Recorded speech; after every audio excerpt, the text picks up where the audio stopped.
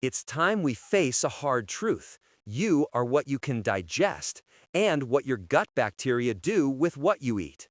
For decades, we believed the brain was the body's lonely command center.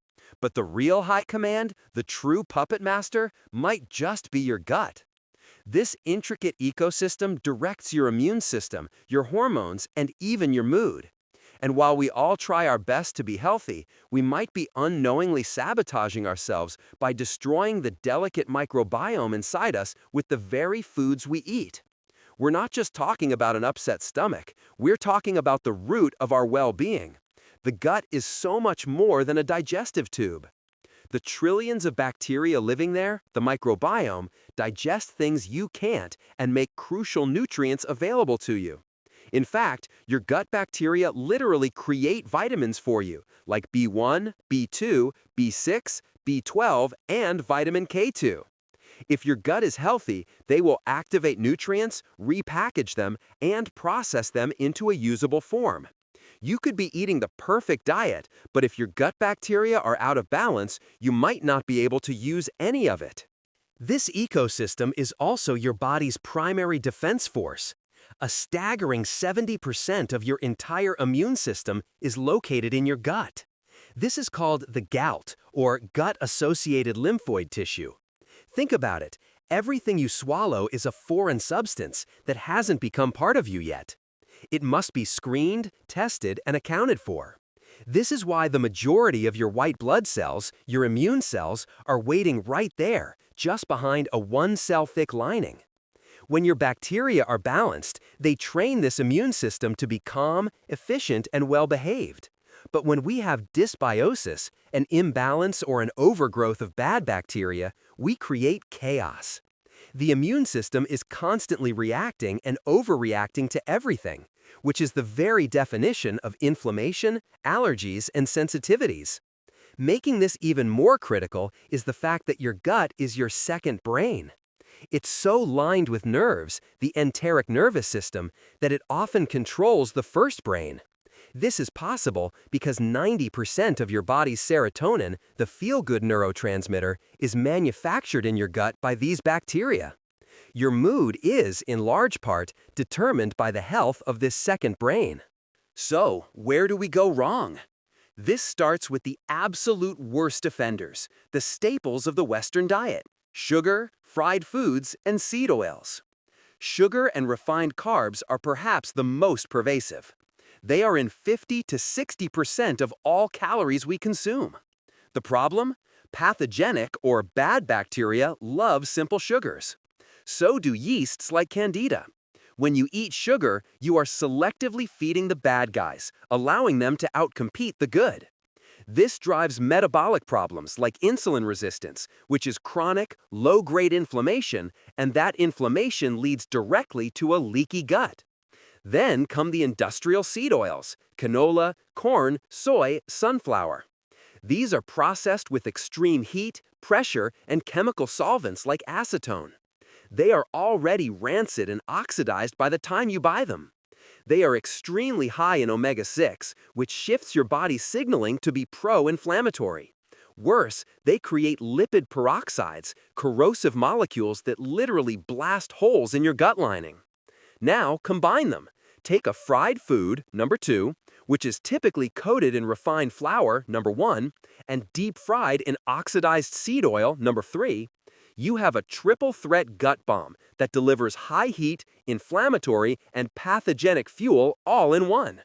Next, let's talk about how modern processing has ruined two ancient staples: meat and bread. First up, processed meats, number 10, like hot dogs, bacon, and sausage. The big issue here is nitrates and nitrites. By themselves, they aren't the problem. But when combined with protein under high heat and acidic conditions, like your stomach, they form nitrosamines, which are potent carcinogens. Even worse is simply cooking any meat at very high temperatures, like grilling or charring, which creates heterocyclic amines, HCAs, and polycyclic aromatic hydrocarbons. These are all chemicals that are extremely irritating and damaging to the gut lining. And that's before we even mention the low-quality fillers, MSG, and sugars added to them. Then there's gluten, number 5, found primarily in modern wheat. This isn't the wheat your ancestors ate. Modern hybrid wheat can contain up to 50 times more gluten. Its key protein, gliadin, has been shown to affect another protein in your gut called zonulin. Zonulin's job is to manage the gates between your gut cells. Gliadin essentially tells zonulin to open the gates, causing leaky gut even in people who aren't celiac. This constant leakiness confuses the immune system, leading to cross reactions and, in the worst cases, autoimmunity. One of the most complex offenders is low-fat pasteurized milk, 9. Many people who think they are lactose intolerant are actually reacting to something else entirely. Most modern milk comes from cows that produce A1 beta-casein, a protein that, in our gut, can break down into something called beta-casomorphin 7.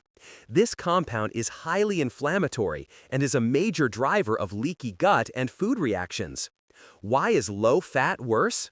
Because when you remove the fat, which acts as a buffer, you increase the ratio of this irritating A1 protein. But the real villain here is pasteurization. Raw whole milk, like breast milk, is a living food. It contains lipase to digest fat, lactase to digest lactose, and protease to digest protein.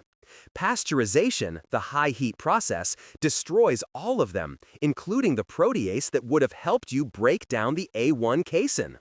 It also destroys phosphatase, the enzyme required to absorb calcium, so much for strong bones, and all the beneficial probiotics like lactobacillus. The solution, if you can find it, is A2 milk from cows that don't make A1 protein, which is whole, raw, and unpasteurized. Perhaps the most sinister category is the healthy processed foods and artificial sweeteners, 4.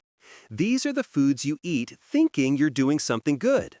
This includes granola bars, sugary yogurts, and grain milks, oat, soy, almond, that are marketed as healthy but are packed with sugar, seed oils, and the last category we'll cover, emulsifiers. But the artificial sweeteners, aspartame, sucralose, and acesulfame potassium, are a true metabolic trap. People use them to avoid sugar and lose weight. The irony? They do their damage by disrupting the microbiome. They kill off beneficial bacteria like lactobacillus and bifidobacterium. This, in turn, disrupts the critical ratio of firmicutes to bacteroidetes, a bacterial signature that is directly linked in research to obesity and insulin resistance.